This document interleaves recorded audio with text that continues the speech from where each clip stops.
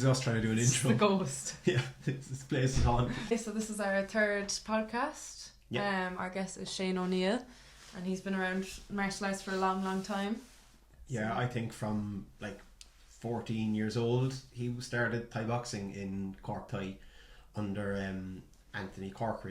And I think Dave Ahern as well would have been one of the other main coaches there. But he's been doing it to a serious high level. He was like European champion in pro rules, at pro level basically in Thai boxing. He is a jiu-jitsu purple belt now. He went to the UK, did a good bit of MMA training on top of it. He does commentary for some of the Elite Fighting Championships as well. But in general, he kind of has his own gym and does his own coaching now. He's got like a great mind for just combat sport. Like his knowledge of striking, grappling, everything is actually one of the best you have in Cork that I know of anyway. He's also a bit of a lunatic like ourselves, so I think he'll fit in perfectly with us and Jack, who'll be coming in again, our special guest Jack. Yeah. Who we brought him back for a third one. So our guest and should be here all the time. Yeah, it's our biggest. Yeah. We brought him for 3 now. It's our biggest achievement out of everything.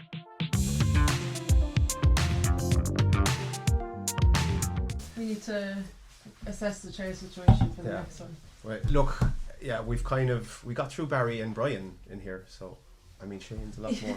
I'm smaller than two. No, smaller but more compact. And was this the same setup? Same setup. Oh, trying to get Barry in the door as well. Barry's like just. I didn't realise how big he was until I rolled with him on, and I was like, he's a big man. His legs are actually tree trunks. It's the worst part of it. Like same as myself. Jack managed 10 minutes in today of Josh doing a cut knee through passing him, and had to stop training from fucking calf. Really, what happened? Just I've had the same injury in my calf the last like 4 years, and it can flare up. Then just someone throws a calf kick or a check a kick, and do you know? And it's is it a tear or something? No, it's just pure and utter impact. Do you know what? The calf kicks are actually something that the stance in Thai boxing gets away from them a little bit because the weight's backwards. They're quicker to check them. Able to lift it up. Yeah. But then you saw Twanch, he got his leg broke during the week. I didn't. But save that because I wanted to find out. Yeah. We better do the introduction first before we do anything. So Shane isn't a random homeless person. Yeah. That we saw. Yeah. I am homeless, but I'm not random. Not yeah. We go a long way back. You have a huge background in Thai boxing specifically, but then since into jiu-jitsu, MMA, everything. So quick run through of how long you started training or when you started. So I started training when I was 12, 13 years of age with Anthony Cork in Cork Thai Boxing Gym in Douglas Street at the time, and I started competing when I was about 14, so I really got into it with the idea of just trying to keep fit. Like a lot of people go into it for different reasons. I went into it because 1, I wanted to keep fit, and 2, I felt like if I needed to defend myself I wouldn't be able to, so I said I'd go down and give it a go. Fell in love with it, fell in love with the craziness of the sport. Like I thought Thai boxing would be like karate, right? So I knew my brother was doing it, my older brother. He wouldn't have been the type of brother that would have invited me down. So I went down to see what it was about, and it wasn't like karate, it was crazy. I remember seeing a guy called Robert NG, who you also know. I know, yeah. And the first time I walked into the gym, Rob NG was hitting the pads, and I thought, like, what the hell is this? Like, and you do this in the ring to people. So after anyway I started with Anthony Cork, we moved to McCurtain Street, and that was the first time I actually met yourself, because Liam Beach and the lads were up there, and continued fighting under Anthony. So when did you move? So it was 2009 I went there, so I'm McCurtain Street. When did you go there?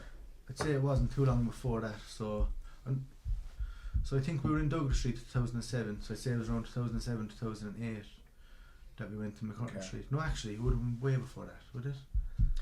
I honestly, I've no See, that's what I was thinking. On the way up in the car, when I was you're thinking, like 12, 13, 14, it's all the same year. Like, that's you don't the know thing. what's happening. Like, so on the way up in the car, I was like, obviously we're going to be talking about the old days, and I was like, I can't remember the details of what happened first, and I was like, is that because it was so long ago, or because I got punched in the head so much? And I wasn't sure which one it was. Like. But yeah, it was around, I say, mid-2000s anyway, that we went up to McCurtain Street, and that was a huge transition for us, because if you ever saw Douglas Street, it was like maybe 4 times the size of this room. Like, it was tiny space. We had a ring that was like a makeshift ring that was put together, and when you were sparring in that ring, it was like sparring in a phone booth. Like, so I draw a picture. Is it kind of, do you remember Siam Warriors were up in the Crucible? Were you ever up there? The snooker I was club, never- yeah. That's what I'm Yeah. picturing anyway. Yeah. I've No, I think it was idea. bigger Yeah. than the Crucible. Okay. As in Crucible was bigger than. Yeah, the oh, Dutch. really? Well, this Yeah, place yeah, is yeah. beyond small. Like, but when we went to McCurtain Street, that was a huge facility, and there was a full size ring and everything. And I think the gym really went to the next level when we went up there. Like at the time that I started training, there was other local names that you know, like Kieran O'Brien, Andy Gray, Jonathan Annan. There was a few fighters that were a bit older than us that had already started like winning Irish titles, like Dennis O'Brien, Shane Cadigan, and they would have all moved up with us to McCurtain I Street. lost sleep over Andy Gray.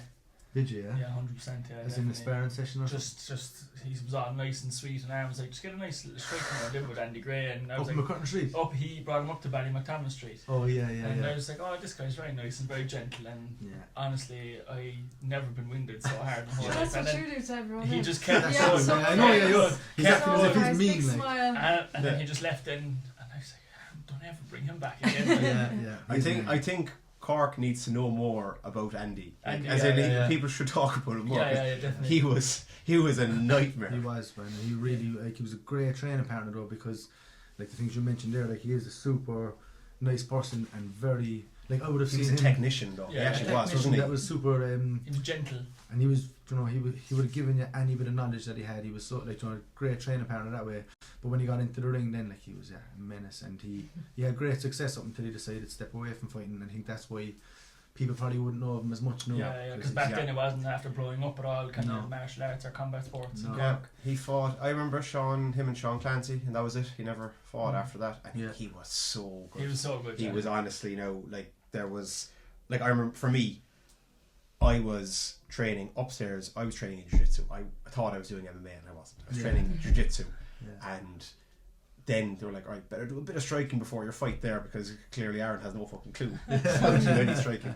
So go down there with Shane and Andy and Paul Budden. Yeah. Go down with the lads there, get a few rounds in, and I had done a few light bits of moving around with you, and I thought, oh, I'm okay here, I'm okay.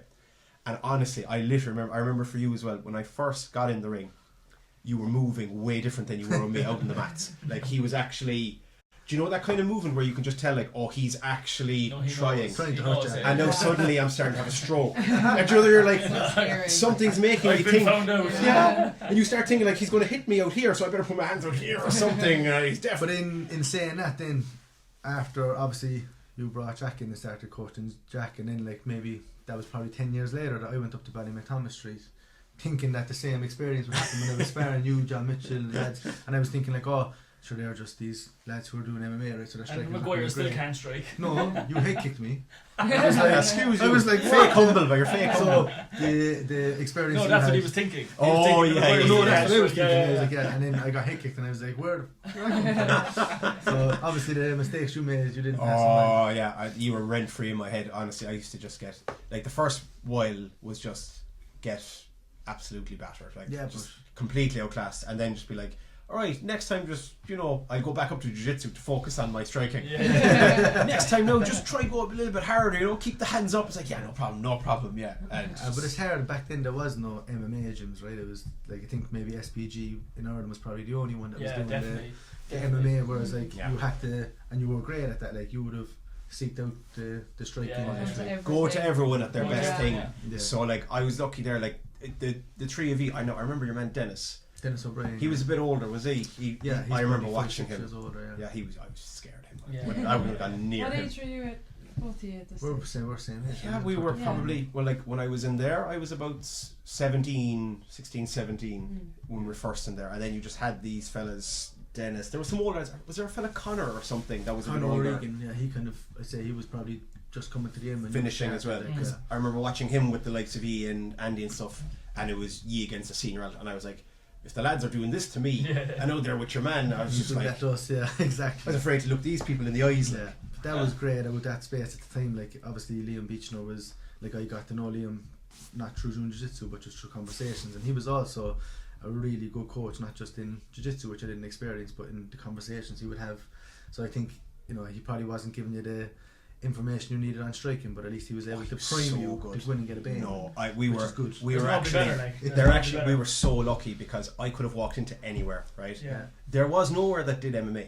So like, the next thing was, are you going to walk into somewhere that'll just prepare you for the level that Ireland has anyway? So like, all the other clubs, his grappling, and you got solid bit of wrestling at least from it, and the jiu-jitsu. Like, if I'd gone in anywhere else, No, he wouldn't have been half as good. He better had, than nobody. Yeah. I think better than everyone. and but he's so good. His level is so good. Like, to this day, like, if anybody would ask you, like, they talk about all these. There's so many black belts now and stuff in Cork, and like serious competitors, but like, there's nobody. I think that's still close to him in terms of level.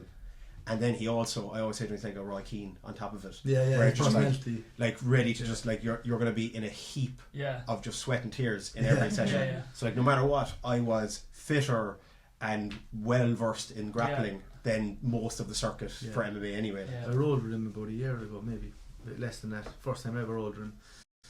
Yeah, it wasn't nice. He's not nice. He's not tender. No, he's nasty. He's nasty. And what's up, Liam, I should clip this to you. Yeah. You're not the most loving I've done. For shame. I think he got into mountain just mother milked me. And he smiles too, and he kind of goes, ah. Yeah, making funny he sounds. settles in, like, you know, and you know he's not going anywhere. And what's amazing about him is he's smaller than me, like, as in he'd be smaller than me, and like sometimes you go against some black belts and they might be huge and they're technical, but sometimes I feel like I might be able to scramble or use my athleticism and stuff, but then I go, Liam, he's shorter than me and I know he weighs less than me, but he makes me want to give up, like, you know, he uses his strength.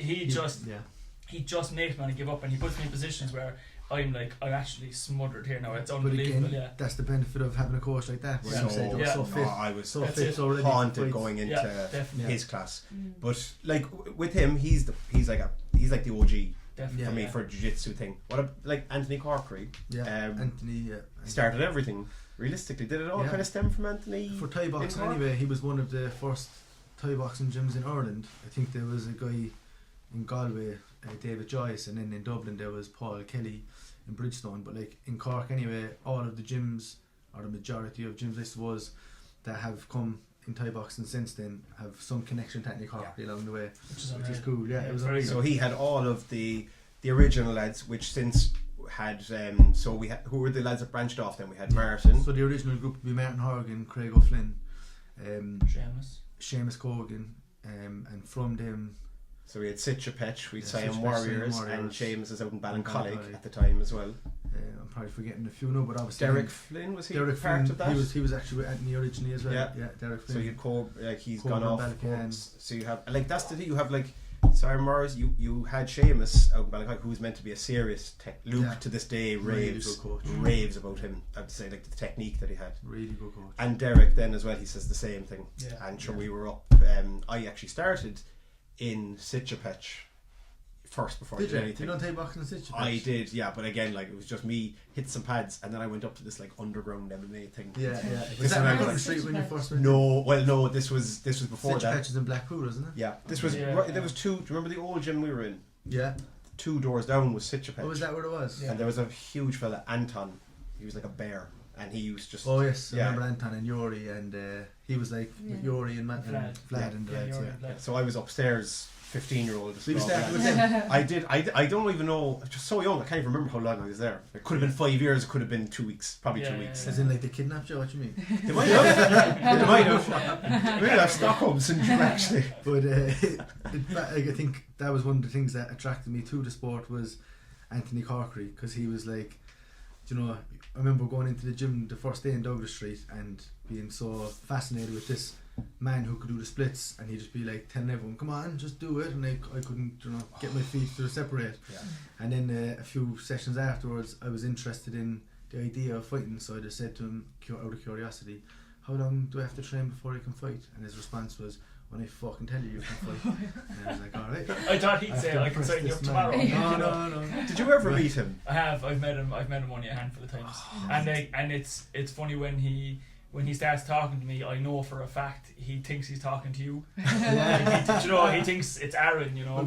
But you can see he's like, Aaron, but I'm not sure is it Aaron. But I've never had a conversation where I think he knows it's me. He was like, I was terrified of him too. He was like, I did one set of pads ever where he held for me, and do you know the way aiming is like hitting a wall? It was just like that, and you want to try and impress him as well, Yeah. like, you know. So you say, Yeah. "Come on, you go." So you're already like tense and almost gassing yourself out to begin with from the trying to look good for him, and like it's the first time I actually couldn't do the final round of the pads. I kept hitting him. He didn't move once. I was throwing the kicks in as hard as possible. Like I might as well have been kicking that wall. Thai boxing pads as well are like bricks. Yeah. They're He so liked having heavy the hard compared ones. to what Yeah. we use here. Like, Yeah, and the old ones as well were fucking leather and rocks. But that is the thing though with Thai boxing, where like Luke now is in there doing the class, where there is nothing like the fast twitch and the strength and the reaction time you build from Thai boxing and the clinching. It's underutilized in MMA. Yeah. And I feel like it got a bad. So the problem for me, from my opinion, was because Thai boxing didn't focus on hands. It was more focused on kicks first and the hands as a secondary. That people chucked it out because MMA had small gloves. And obviously the Thai boxing didn't have the best hands and head movement compared to the boxers and stuff. So it got chucked out for a bit. Yeah. And been adapted though. It's been adapted. People are getting back into it. And honest to God, like the clinch, like we literally tried to mix in the clinch from Thai. Yeah. We were literally doing it on our Wednesday wrestling because there's nothing like a Thai clinch. And the same with the kicks and the Joe, if you catch a kick for an MMA fighter, they'll probably fall over. Yeah. You catch a Thai fella balance, and they're in on you, like shin on you immediately and have you Yeah. plumbed, Yeah. and it's like a cheat code. Like. Yeah. I wish I did a lot more Thai boxing, you know, and even for the the thousands and thousands and thousands of repetitive kicks, you know, Yeah, like or from even from my shins and my conditioning. bones, just actually be dealing with the impact. We can do it in a minute. I'm soft. I'm soft when it comes to that. Like, you know, I'm like, oh my toes, you know. Can't even pass guard Yeah, without like, you know, being and I wish I had more of it, you know. And like sometimes I'd see Luke O'Kelly be inside our scully, they'd be like, you just have to get over it, like, and I'm like, I know, but I struggle to get over it, you know. Yeah. But the Thai boxing, they bring that, like, Oh, there's so that, good. they have that repetitive. And to be fair though, Shane, you did adapt. You had a very well, like, in terms of a lot of that, you were not a specialist. Your hands were good, the head movement, the kicks, everything. Yeah. You had a solid, like you had some great fights. Yeah, I was You very lucky. what titles you definitely had? Would you have an ISP? How long were you actually training before you could fight? Before you were allowed to fight? I think I was training. I was so back then there was a beginners class and then the fighters class. I think I was training for about a year before I went to the fighters class. But then not long after that, a few months, so maybe a year and a half. And what age were you then? 50? I think I was 16? 14 when I had Oh my my God. first fight up in Ringside, which is like the bar next to the National Boxing Stadium. Was that full rules like? No, there was No. an amateur show. I was so young, like It was anything headshots about and stuff. me. Yeah, Oh, yeah. you could throw up Shin pads. shin pads, No belly. knees. I did no belly guard or anything, but just shin pads, big gloves, no knees to the head. But I was actually, so I know there was no one really in the circuit. Like Thai boxing at the time wasn't very popular, so there wasn't a lot of like teenagers doing it. But there was a guy in the gym who I kind of knew a little bit, but he was in his 20s and he wanted to have a fight. So then they couldn't get me a match, couldn't get him a match. Anthony and Dave were like, look, you can just go in and do like a fight against each other. So obviously 20 and 14. yeah, like, but 15. as a 14-year-old, I wanted to fight so bad. So like, I made an agreement. I made an agreement with myself that it was a fight.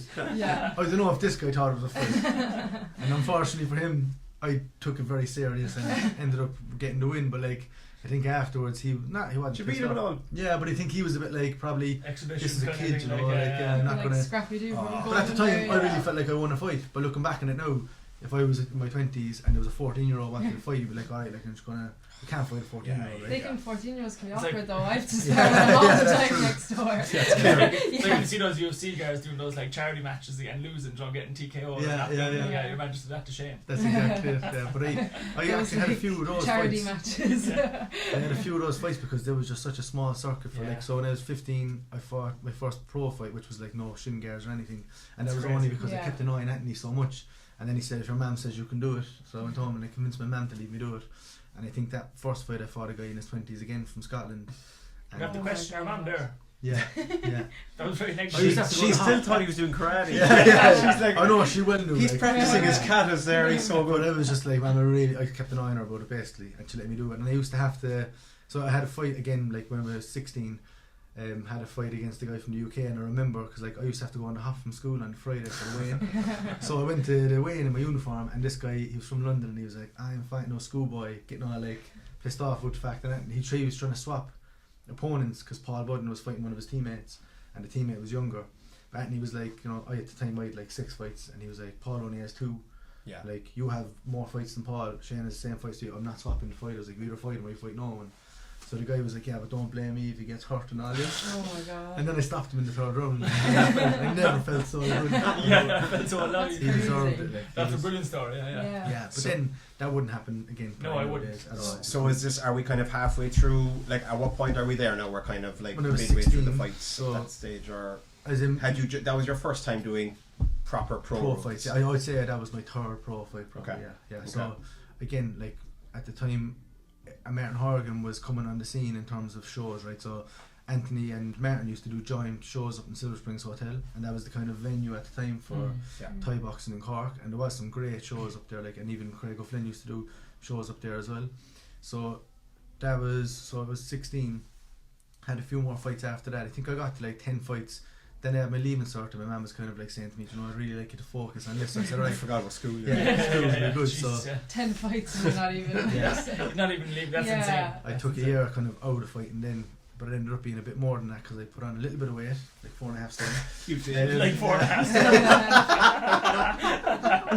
But look, At the leaving cert stone or something. no, but you know what it was? Again, at the time, Thai boxing was a sport that like wasn't mainstream by any way, shape or form. So all the advice I was getting about cutting weight and all that Chronic. was basically from other people in the gym. Starvation, Like, yeah. yeah. So I remember Aaron just like not eating for 4 days and being like, that's my weight cut now. Yeah. We were Yeah. only talking That's about it. it yesterday, Yeah. and the lads ran about like the weight cuts and stuff, and I don't know what it was. Aaron had mentioned something, and I just laughed out loud. And Aaron was looking at me, and I was like, "What do you mean, Aaron? Like, I have two like memories in my brain of me picking you up off the floor because you passed out, Yeah. trying to cut weight in the marathon, like, and like Yeah. I was only like 17, and I was looking at Aaron being like, I've no idea what to do." Yeah. And I'm like, you know, and Just pouring water in his Just- face. Don't give me that. it goes into the skin. Yeah. I don't know. We It's just like had all these. Like, bantamweight twice and just didn't eat for a week leading up to it, Yeah. and then get sick, get the flu Yeah. each time. but there And was then I'll still cut the weight. Yeah, Yeah. but there was no Funny. information, as you were saying. You know, like None, there was no none. information. There was no nutritional information. There was nobody had any Well, there expertise. was, but the information wasn't filtering down at the time No, to people. no, Like no. it was all Yeah. old school. Old school, yeah. Sciences, like, and then my body just responded to that. Obviously, at the same time, let's not lie about it. I ate lots of chocolate Yeah. and lots of chips and probably ate too much. So I like hear you. preaching Like, to it the was out of choir. my hands. Oh boy, do I know about that. But you know that kind of I remember though he came back. I remember saying this before. Where like McCurtain it was in Street and time. around McCurtain Street time. Then all I remember of him was the 4 stone heavier Shane, and you didn't know me before that. I Kind saw of. you, but I kind of was only getting to know you in and around. You took the break. You were in and out, tipping away. That's when I was there most, and then you were gone for a while, and I was just leaving training one Yeah. day, and then just a random fella's like, "How are things, Aaron?" Like this, and it was Shane, and he'd been in Thailand for like I don't know how long. Oh yeah. You definitely lost that 4 stone I did, yeah, in I Thailand, did. and I actually didn't know who he was because I just knew Fat Shane. Yeah. I actually didn't know like in shape I Shane. didn't at have a all. sandwich in my hand. At the time. It was so hard to distinguish. Actually looks like But- Shane. Is that you? But it was definitely a consequence, the psychological impact of cutting weight so frequently at that age, and then when I had that year off, just You went to town, indulged like, and went to town. Yeah. But the thing about it, when I went back training after leaving cert, like as in I was still training like once a week, but went back looking to fight again. The people that I could spar with were like Stas and like all these big heavyweight guys. Yeah. So I had, you know, it was a great training partner for him because at the time I had good technique, and but then I remember Dave Ahern was like, you know, we need to do something about this, like, because you are really good, but we Yeah. can't put you in like in this kind of. And he says where, because I was like, I was able to do 5 rounds of sparring and be fit, so he brought me into this guy. Remember underneath E there was the RB Fitness, they had like the weights area. Yeah. And there was a guy Martin there, so he brought me into Martin, and I was probably like 18 at the time, and he was like, look Martin, Shane's like really fit, like he's able to spar with all these guys, go the whole rounds, but look at him, like what's going on? And I was just like like being fat shamed, and Martin was like, yeah, I don't know, like maybe it's his body type, maybe he's just going to be like that forever, like he was just like, oh god. But then I That's ended up traumatizing. it was. I actually saved up then. I said, fuck, I'm going to Thailand, I need to you know, I want to just throw myself into it again. That's so funny. Went out to Thailand then when I was just turned 19, and as you said, the transformation. But that was just due to the type of training out there. Like it was, you know, the intensity and the volume. It's easier to be healthy there though, isn't it? Way With the easier. with the Sweating all weather, the time, sweat, I'd say. and the food. Yeah. You The actually food is you want to eat healthier Yeah. food. Yeah, it was weird, right, having curry for breakfast, but after a few You know. weeks you get used to it. But I lived in the gym at the time. It was a kip on tip in Bangkok, so there was no like, it wasn't the Thai experience that maybe some people would have had, which is like when you go to the islands you have a bit more of a touristy experience, but there it was 45 minutes outside Bangkok, so there was nothing around. And I remember like I arrived on my own, obviously went over on my own, so there was a guy from America, 2 Australians and a guy from the UK, and they had all kind of built a friendship, like, so I was like, alright, gonna have to kind of Yeah. get into this clique now. So one of the first days after the morning session they were in the kitchen area, and I was like, I need to go to the shop, so I go and ask them if they want to come with me. So I walks in, and in my thickest Cork accent I said, does anyone want to go to the shop? And I remember they all looked at each other, and one of the American guys was like, yeah, I like hip hop. Yeah, and I was just like, oh bollocks. Just You were walked back to the rehearsing room. that line all morning. I was in like, your I head. was in my room like, come on, you can do it, you can do it. But no, it ended up being like the best. It was 3.5 months, and it was like unbelievable for development and for just again being able to, not even the coaching, because a lot of the coaching over there, as great as it is, there's obviously the language barrier, but it's just that you're training twice a day, every day, doing like 15 kilometers of running per day. Yeah.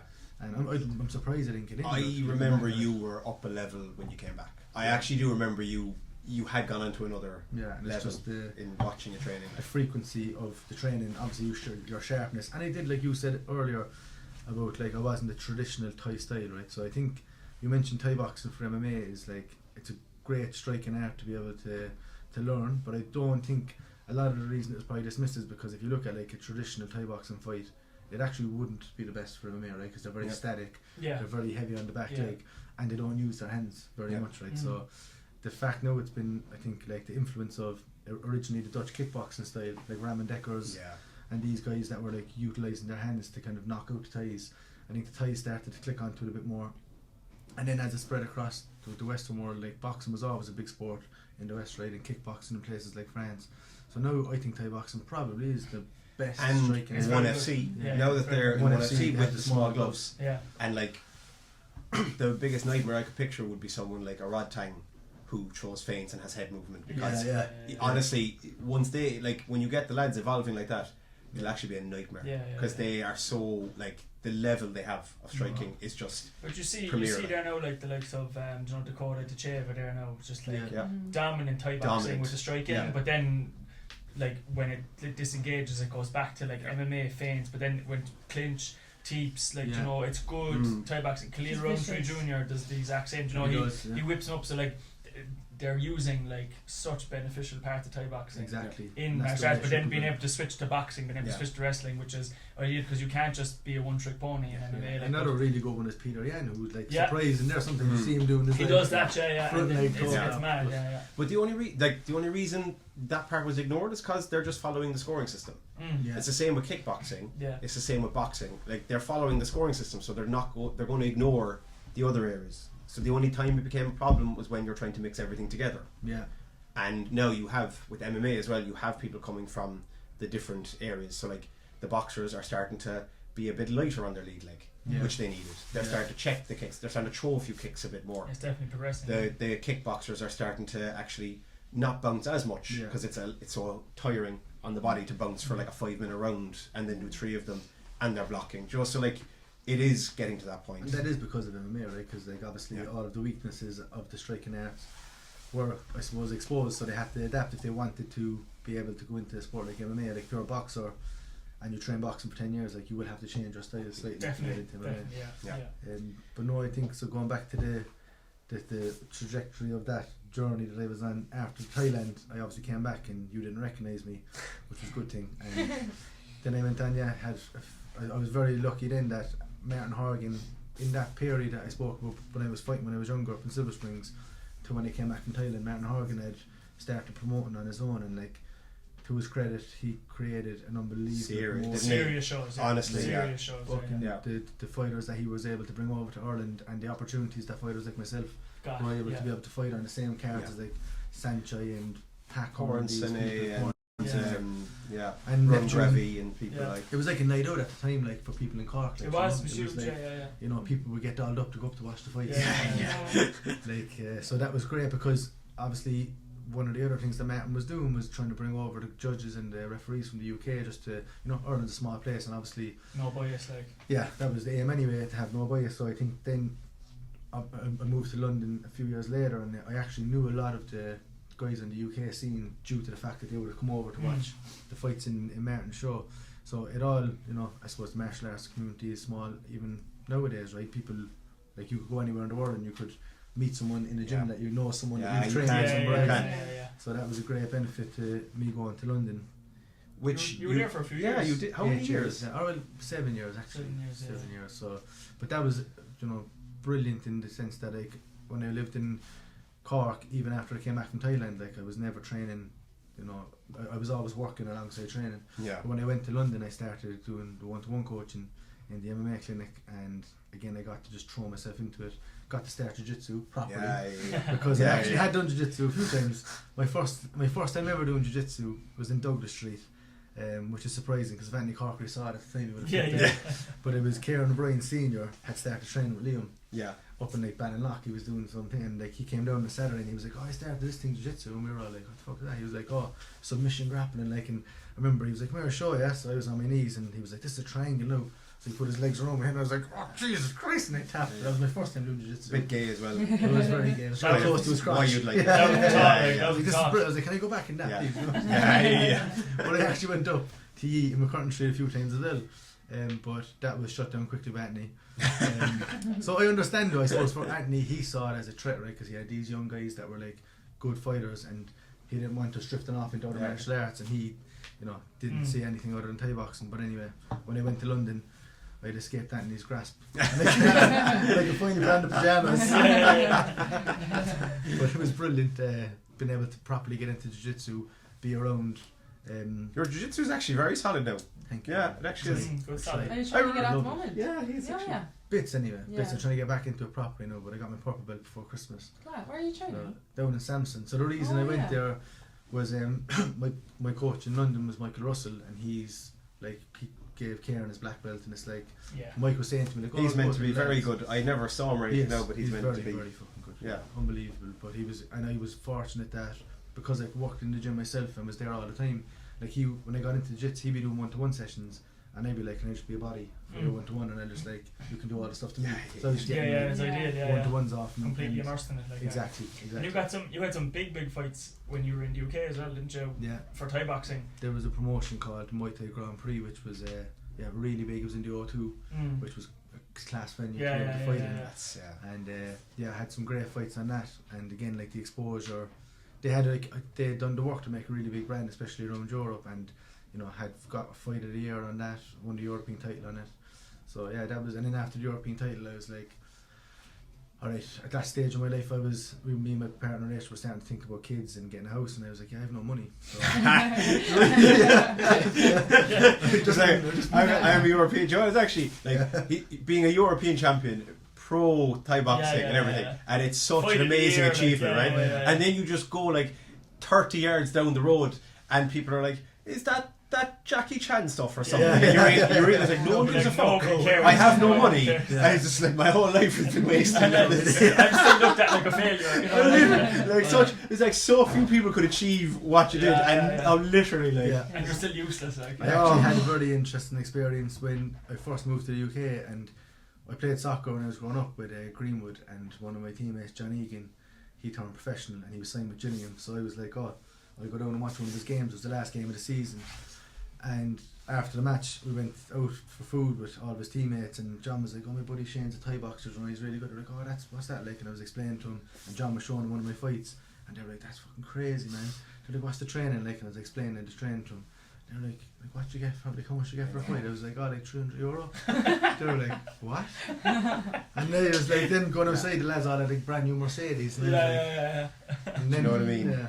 And the training you do is so much harder. It's so hard. No, they explained their training week to me, like, and it was like 3 recovery sessions. Videotape watching. There's no combat sports. and I made 100,000 this week. I know. Like, oh like my God. maybe CrossFit is tougher in terms of just how much exercise on your body you have to do. Yeah. But like combat sports, there's very few things. They're nasty. You don't get as many sleepless nights from CrossFit, I'd say. You don't. And it's funny when you say that. you do this huge fight camp and like you're under so much pressure and you're cutting weight and like you're just cranking everyone because you can't have your chocolate, and it goes on forever and it ruins every part of your life, and then you finally get to the fight and you have this barn burner of a fight and you're cut and you're sore, and then the promoter comes up and like, oh well done, and you get handed €200, €300, like, and then you had only got money if you sold like a few tickets, and you might have got €20 and you're like, my hands broke. I got €20 and you're like, what in God's name am I up to? But the feeling that you get from it, there's nothing like it. Yeah, there's nothing like it. And it is a great, for me anyway, I don't think I'd be the person I am today without doing martial arts and having that journey. But yeah, it would be, I suppose when I had the European title, going back to that, like I was like, alright, I had a very good one-to-one business going in London at the time, and I was making good money, but like when I had a fight, obviously I was prioritising my own training, so then I kind of like cut down the amount of one-to-ones I was doing. So I would come to the end of the fight camp and get paid for the fight and be like, fuck, like I have enough money for the rent and that's it. Like, so I thought like, alright, I need to focus on that for a while, and I didn't say like I'm not fighting anymore, so I didn't like announce I'm retired, but I was like, alright, I'll focus on like work for a while, see if I can get something going outside of just the one-to-one coaching, and I did in that time. But then when I decided to go back to fighting, it was 2019, I was like, end of 2019, I was like, alright, I think I might want to have another fight, and had travelled to South America with Rachel. Came back from South America, found out she was pregnant, so I was like, alright, that's spanner in the works, number one. And then in March 2020 something else happened that like the world just went upside down, so I was like, and before I knew it, it was like 3 years later, and I was like, oh fuck, like it feels like so long ago that I was fighting. And then you have that whole conversation about, obviously I could go back and do it, but I don't want to, you don't half-ass it or go back and fight some young kid that like wants to be like, I beat Shane O'Neill, who like, I suppose, not that I'm a name, but like, for a kid in Ireland who's coming up, to be like saying, so then I just like, alright, and the one thing I probably would regret from my career is I didn't have an MMA fight. You think? Yeah, because I would have liked to have tried MMA, and I was meant to, so I was meant to fight on Cage Warriors when they came to the Sri Arena, maybe 2017. I was a white belt at the time, but I was training jiu-jitsu quite regularly, but I was a white belt, and I got matched with a guy from SBG, and Michael Russell didn't even see a video of him but saw his name. I was like, yeah, like he's like some Russian fella who's obviously over with McGregor's wrestling coach. He's like, I don't want you doing it. I was like, no, I'd be grand, like I'll do it. He's like, no, like especially with SBG, I don't want you to get so didn't happen. And then obviously the Thai boxing progressed, got more opportunities for fights and that, so I just kept going with that. And no, I've never fought MMA, so if you could arrange a fight, I was just about to say, if there's anyone we could just on the day just say, look, on a week's notice, just jump in, catch weight. Like, I mean, it'd be fine. Just imagine it's like, he's no MMA fights, complete beginner. But that's actually what they said at the time. Like, they found it hard to get me a match because there was people who found out that my striking was good, but obviously this guy didn't give a fuck about my striking, and that's what Mike was like. He's just going to take it out. And this is the thing when you're skewed in one area of experience that trying to match you with somebody, then and if the people accept you really quickly, there's usually a reason. There's a reason that they'll take the fight. So you have it with the people who've got big striking backgrounds or big grappling backgrounds, and then trying to find somewhere that's kind of a reasonable matchup for them, like, And I suppose if I was fully embedded in the MMA, like in the MMA clinic, I was training MMA, but I was still Thai boxing, so I was kind of like, for that fight camp I was like fully in the MMA sessions, but realistically I was getting out wrestled by everyone in the class, so I was like trying to clinch him, he was double legging me, I was like, what's going on, like why did I keep ducking under my arm? Was Darren O'Gorman still training away? So Darren had moved over a year after I moved to London. Darren had trained under Mike because he was in Samson obviously, so he knew Mike very well, and Darren was like, you know what, I'll come over and give it a go. So he moved in, lived on my couch for like a few months, and then we moved into a bigger flat together. Be fair, Rachel had a lot of patience for me in there. You're punching there.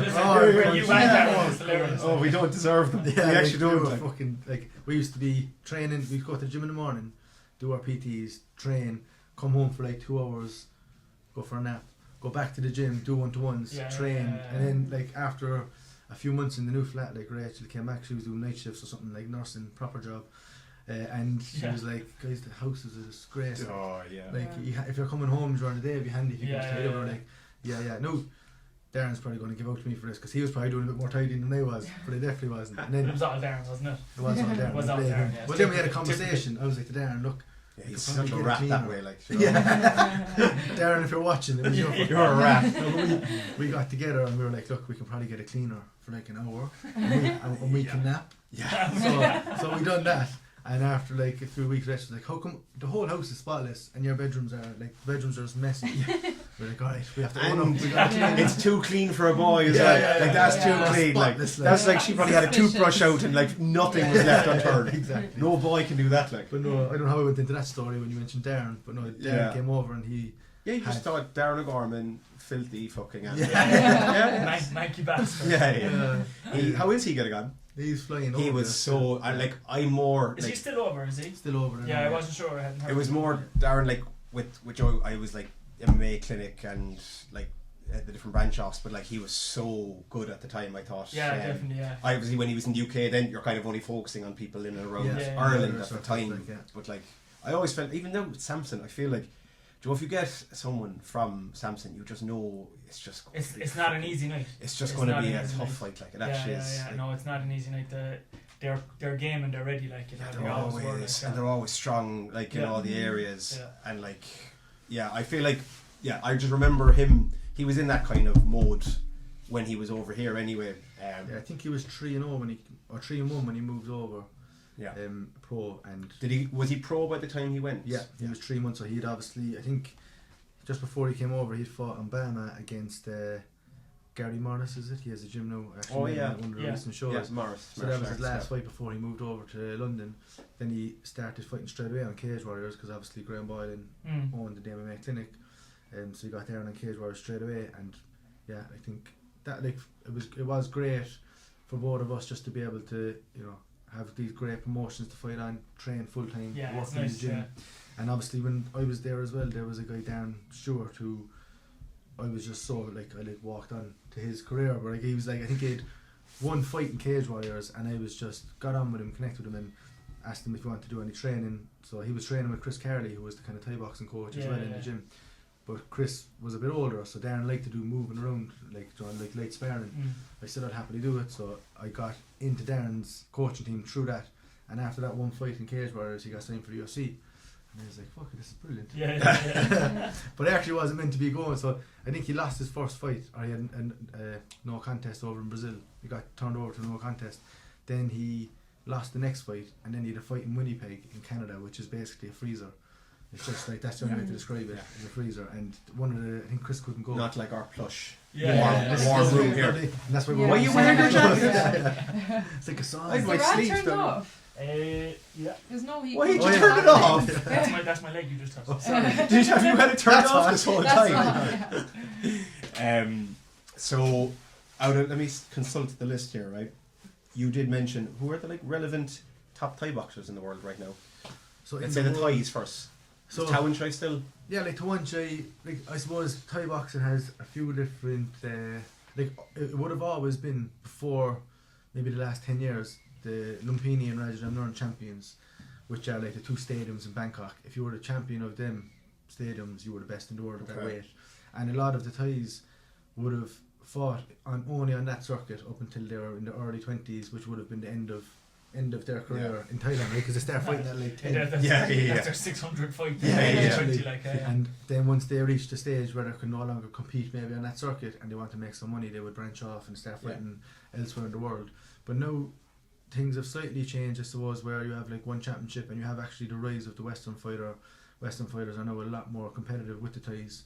Still, I think the Thais are probably the best, but like the ones that would ring a bell with a lot of people that are just hobbyist fans would be like Rod Tang, Tawanchai, Superlek, is he still? Superlek still going. Still going? Japanese guy who beat I Superlek know him. recently. He was unbelievable. I actually watched that Unbelievable. fight. Destroyed him, to be honest. Lucky Susie, is it? Or Yeah. something like that. He's It's good guess there. It was Yeah. like Close, that. That was it. Yeah, some token yeah. kind of Asian Who thing that there. is. He was so tall. It was like in there with a scarecrow, and your man just absolutely not ran through him, but like he really did outclass him. I And thought, probably the best guy at the moment that everyone's excited to watch, or most excited to watch, is Nabil An, who's the half Thai, half Algerian kid Okay. that knocked out Superlek, who did he? He's just he's knocking out everyone. He's 6'4", 66 kilos. It's ridiculous. That's outrageous. outrageous. Yeah, It's actually outrageous. Yeah. Like, He knocked out Nico Carrillo, who's another Scottish fighter who's Yeah. really, really good and active on the Thai boxing scene. But how are the Westerners? Are they kind of the UK based fighters or European fighters? Yeah, Are there so- any of them that are? Haggerty. like Haggerty, Yeah, he's well, I brilliant. suppose he was the one that made the initial burst Yeah, through the yeah, one yeah, championship yeah. scene. His lead left teep. I've never Yeah. seen the likes Yeah. of it. And it is, I suppose, it's not a traditional type. He's very explosive and he has this little bit of a bouncy in and out style, Yeah. but he has great power and he was very exciting to watch. Had a few great fights, two great fights to Rodtang. Nico Carrillo is a guy from Scotland then who's made big waves on the scene recently as well in one championship. And you have the old school guys like Liam Harrison, There were some UK lads who around that recently way. retired. Yeah, Liam Harrison. His leg kick. I feel like he invented the no pivot. Yeah, just the leg chop, kick. just sit down on it. Yeah. I was looking. I was like, but that's wrong though. Yeah. I came down from my jiu-jitsu Yeah. class and I was like, that Liam Harrison is kicking wrong. Yeah. Liam, come here and do that to me. Yeah. I'll show you how to I'll show defend you it. done, yeah. There was a few lads around the UK around his weight. I feel like he was like the top dog. He was the top dog by far, and he's the guy that started fighting like before I even started fighting, and only retired very recently. Yeah. So an absolute legend, and again like a guy that Martin Horgan had compete in Ireland. Like he fought I in watched Ireland, him against an Italian fella and Italian just guy. kicked kick the leg off to death. basically. Yeah. That was his It's like. frightening, like, yeah. it's frightening to watch. There were just some artists. I remember Sanchai was actually. I actually don't think Sanchai is a fighter. I actually No. don't think he's a fighter. He Actually, is. he's something different. Like He's something, but he's actually like it's crazy. He's, Like he's too good for it. it's actually almost not talked about enough that the likes of Sanchai and those fighters and Harrison were fighting like in Cork. Neptune Do you know, like, Stadium, they, just down the road, like. they went to Murphy's Chipper, like, I know, after, yeah. you know what I mean? And the person behind the counter hadn't a clue. This is He what I was mean. probably cranking him because he couldn't read the menu, Oh, you know. yeah. Like, but these were world. Yeah, you were like European champion and like no one gave a fuck, and then Sanchai was like the greatest of all time, just throwing it down Murphy's Chipper. Like, It's like just- Reardon's at night time. You managed to stay with a bottle of Budweiser or something. Yeah, and yeah. nobody knew. he Like, probably it's can't get crazy. served. He's Yeah, too small, yeah. and no one sees him. Crazy. You can imagine like. crazy. Like. Imagine driving through town at 3 o'clock on a Saturday morning and they're seeing Sancho outside the fountain hill. That's He's it, just yeah. kicking someone in the head. taking all the coins out of the fountain. But no, credit to Martin for bringing over those level Oh, of Oh, amazing. it's unbelievable. to yeah. Cork. And Yeah. like I think Thai boxing, thanks to one championship now, is even getting more popular. And I think martial arts in general, it feels like there's an explosion in interest in all martial arts. I mean, you see even like the RAF now with wrestling is getting Yeah. a bit popular. Everyone's interested Combat in just, forces, it's completely worldwide now. Yeah, which is Yeah. class. it's But brilliant. fighters are still getting paid €500 for it. Yeah. But then 300. That's the nature of it. Yeah. That's the nature of it, unfortunately. Did you any things for? I have more on my list here, but Go on. towards the end of it, have you any hypotheticals? Oh yeah, I had the two. Aaron asked me to come up with two hypothetical. The weirder the better here now. So hopefully, questions. They're not Yeah. actually that weird at all. No, Damn. it was Make them really good. one of them was if you went back again to like 14 and you had to pick a different sport completely that you were going to train as hard in and try competing, what would it be? That's a good question. you've only 10 seconds to answer, Badminton. and there's only one answer. Badminton. yeah. No, I'd probably, like, if I couldn't do martial arts, I mean, if I couldn't Yeah. be, probably gymnastics. Okay, that's a My good daughter's one. doing it now, and I'm like, fuck, that would have been really handy. Yeah. I think I'd have gone to rugby. I did play rugby though. Did you? Yeah. It's one Yeah. thing I regret definitely. You But like, compete- We gymnastics couldn't. and Well, no, everything. we could have been wingers or Scrum- something, scrum half. scrums or something. Yeah. yeah, but it's Just just. like, no, I'd have been the Yeah. prop. Like. I could get to be 150 kilo and nobody would hold it against That's me. true you as know? well, yeah. They- You just I wanted think- to, basically what you're saying is you wanted to eat chocolate. 100%. Yeah. I And think why- rugby would have been that one. Why gymnastics? Because when I see my daughter, I just think like it's such a cool sport. Yeah. Like handstands and Yeah. Male flips and- gymnastics is so different And to they're- female. It's complete like in the Olympics. It's Yeah. all different. Yeah, but the male, events. Different the male events, gymnasts It's all are ripped to strength. death too, like. shredded. And then all the That's women another are reason. That'd be completely- nice I'd too. like to have six pack. Yeah, 100%. Yeah. The only time I ever had a six pack was when I was on Drinking. weighing scales. Yeah. And you don't have For to that cut 4 weight in minutes. gymnastics. The male gymnasts are probably the biggest athletes. ever. Yeah. Oh, they're unbelievable. Actually, Mm. Unbelievable. But it's funny. Do you ever see the videos of like? Obviously, they're just it's the most athletic thing ever. But males usually can't do female gymnastics and vice versa. Yeah. And it's The so events funny are because different, it's their as you sport. said. But like they try to do like the what is it, the The horse. horse. The Oh, yeah. girls can't do that at all, and then the men can't do like the bar or anything. Like, it's so Yeah. funny how It's they I'd like to do have mainly completely you're the one different. with the piece of string. That's with what the- I was thinking. That's your That's the one I would have really went dancing for. one. Yeah. You've been good at that too. Oh, I would have You've been been very good good at at that. it. Very good. Yeah. What are you doing right now in terms of like you actually have started your own kind of Yeah. coaching in a new location somewhere? In Musgrave Park. So I suppose since I moved back from the UK, I was coaching up in Cork Thai Boxing every now and then, but I've always had the dream of having my own gym, and obviously you start that by just starting, small, Yeah. and that's what I started doing at the moment, is just doing 2 nights a week in Musgrave Park on a Monday and Wednesday.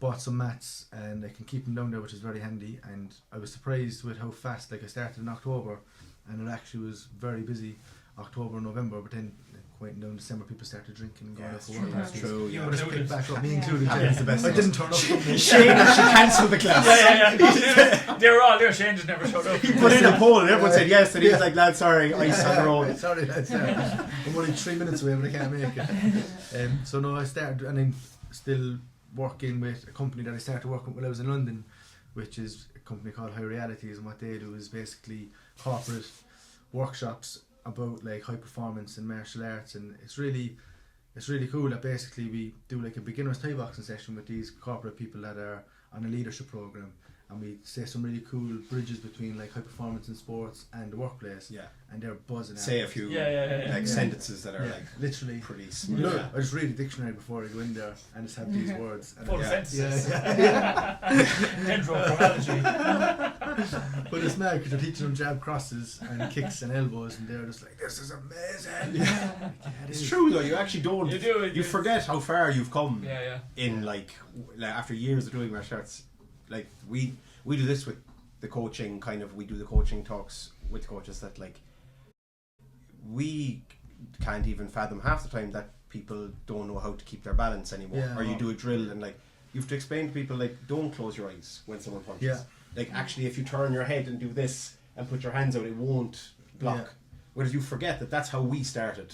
You know. So Yeah. That's what I always say to people that would, I think a very common thing that I see anyway with beginners is they like apologise for their lack of knowledge, or they'll be like, "Oh, I'm sorry," and it's like nobody comes in and is like, It's "You know what? pathetic, isn't Yeah, it? I don't know what to do with it." Girls Yeah, are yeah. so bad for embarrassing. that. What are you doing? Yeah. Apology. Shut your mouth. But you know, like what you were saying there, we used to be like that, and it's hard to remember. I can very much remember not being able to kick, and I Yeah, can remember absolutely. asking Dave Ahern, because like Anthony was a great coach in many ways. Like he was really good at like you said, you wanted to impress him, you wanted to get his nod of approval. But like he was super flexible, could do the splits, and I think he came out of the womb being able to throw around his Yeah. kicks. So like when I was saying to him like, "How would you do around his kick?" He was like, "You just do it." Like, Yeah. You Yeah. just do the kick. Like. Yeah. And I got Dave Ahern, who I thought maybe would be able to explain to me. Yeah, the So- mechanics of it. yeah, so Dave took me over onto a bag in McCurtain Street and was like, was going through some coaching points, to be fair to him, and I was trying to do it. Remember after 5 minutes he goes, "You can't kick."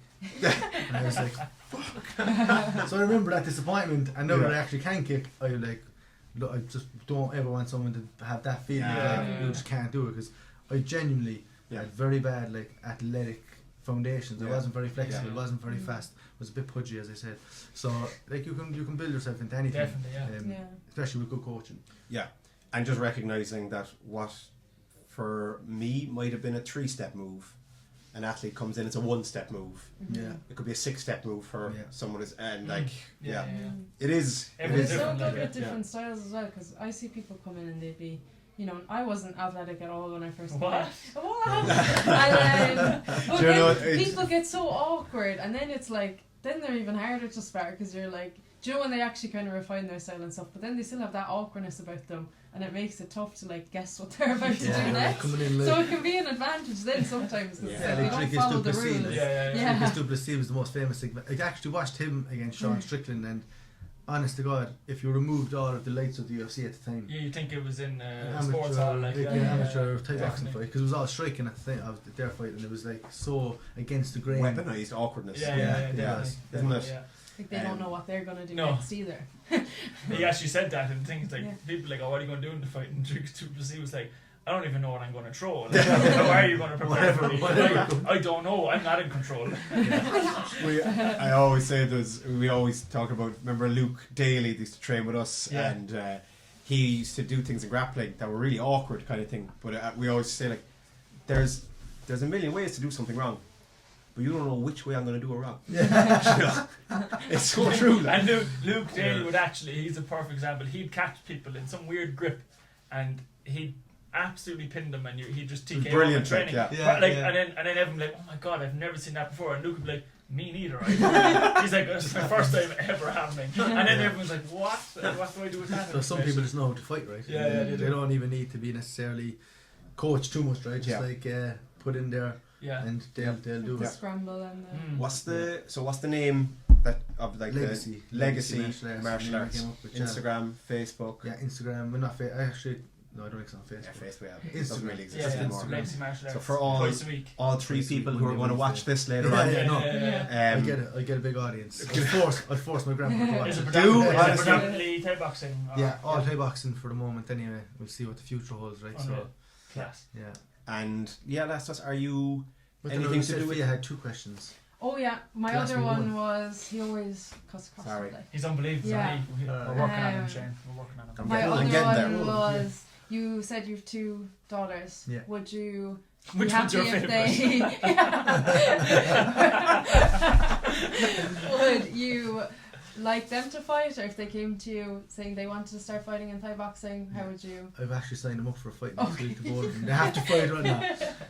I'd love if they wanted to fight. I'd love if they obviously had an interest in it. And my older girl Isabel, who's 5, does have somewhat of an interest in it. Like she wouldn't mind watching.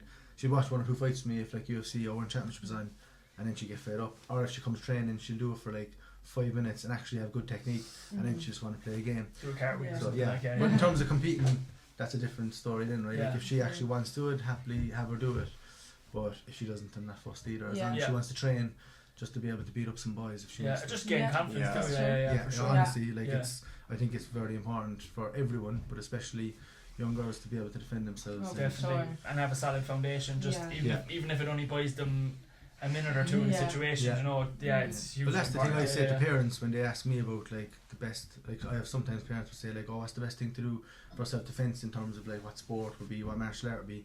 And I think any martial art that gives them confidence, because usually someone who's like a potential, whether it's like going about robbing someone or attacking someone for other reason, like they're bullies, right? They're not looking for someone that looks like they're able to handle themselves or that has a confident body. Like they're looking for someone that looks timid and afraid. They do, So that's what I think is just like, you know, you ideally don't ever want to have to throw a punch, but It's nice to know. And again. what is handy about the Thai boxing one for self-defense is you cover a bit of both. So like if you just did jiu-jitsu, which is brilliant for like a lone attacker, but if there was multiple people, that's not ideal. Before we get into it, are you on your own? Well then come on. You know? So but then you've got like Joe, if you had like the boxing or something pure striking sport, grand as well for a group of things, but there's some Thai will give you a bit of the grappling and a bit of the striking. So you actually have both areas covered a little bit, which will be enough against someone. Well, time is everything if it comes to self-defense, right? So like you either want to get out of it as quickly as possible or end it as quickly as possible.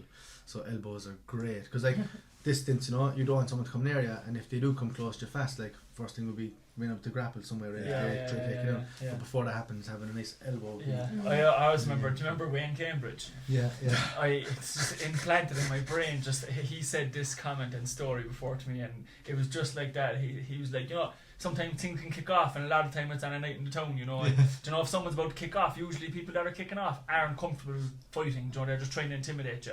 And he said, it's happened to me twice now. I lead with a spinning elbow. A spinning elbow, and he said, even if you don't land it, someone will say, I'm not fighting this. But he said he goes in with a spinning elbow, and he said it's worked all those times. And it's funny just like showing them that I will throw anything at you here, and it might make them back up. Wayne and me go way back. I actually grew up. Wayne is from just around the corner from where I'm from, so I grew up.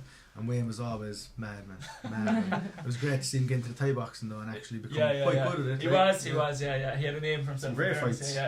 He did. I hope he's spinning back elbowing people still to this day. And he's still doing it. He was brilliant. That's kind of all the bits.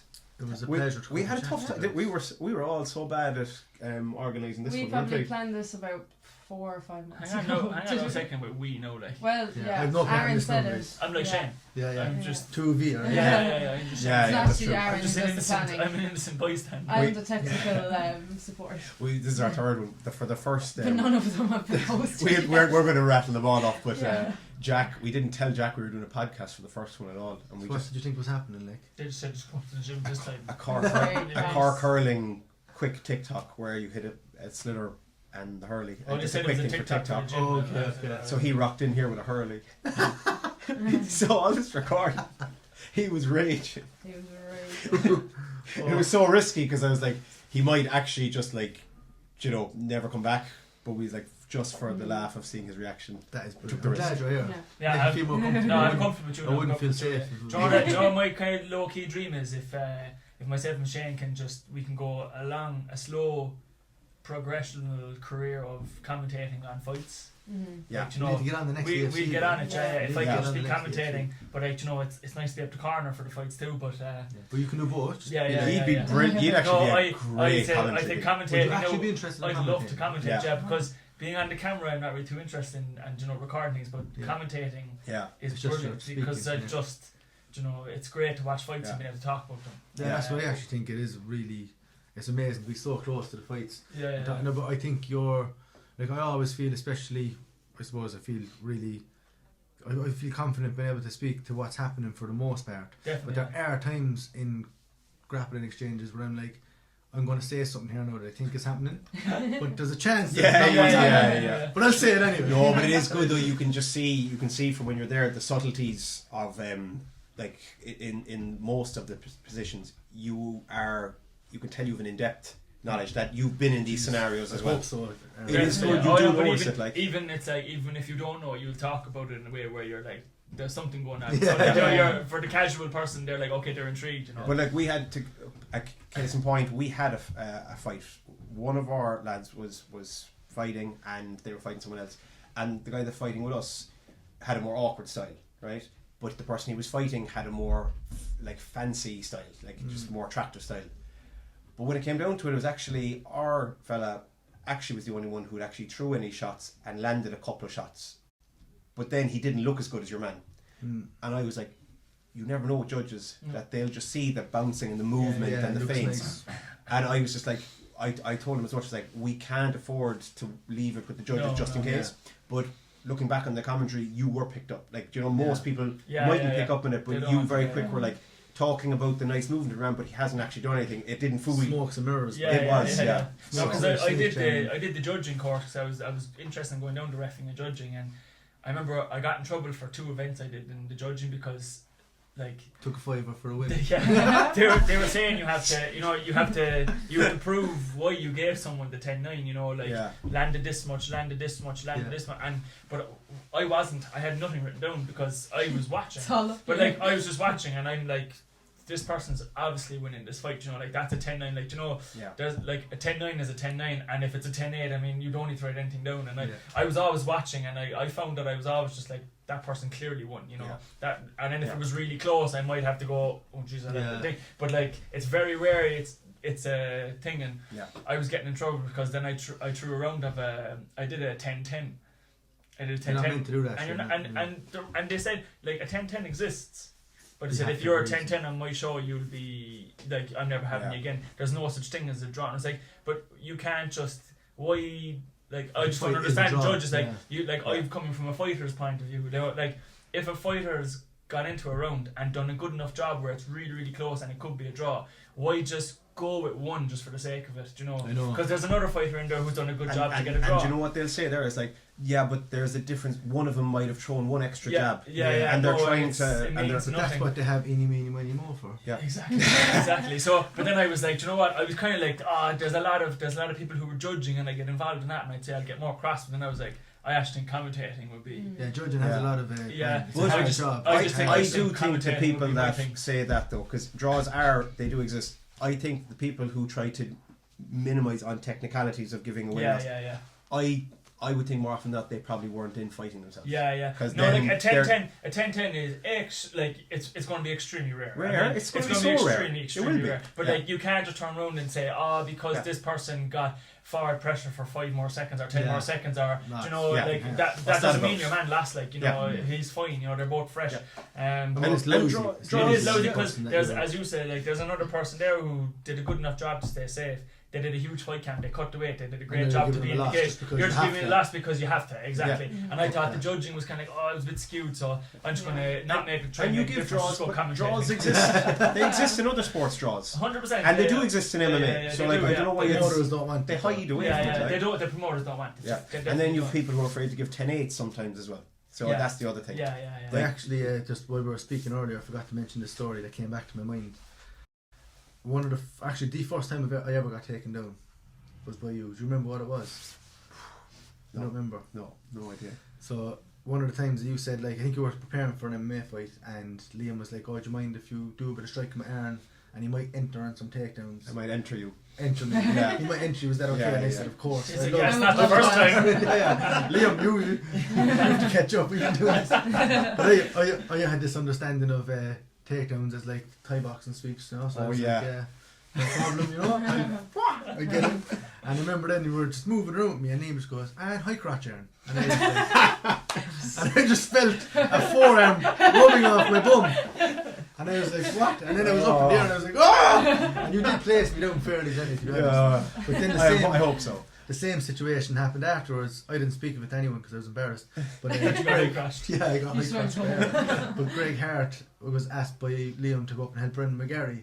Oh, God. He was preparing for an MMA Brendan fight. definitely wasn't as nice as Aaron anyway. Jeez, I just remember like we were downstairs obviously and there was the banister and Greg went up to do a few runs with Brendan like, and I just seen Greg like up in the air going, "Ah!"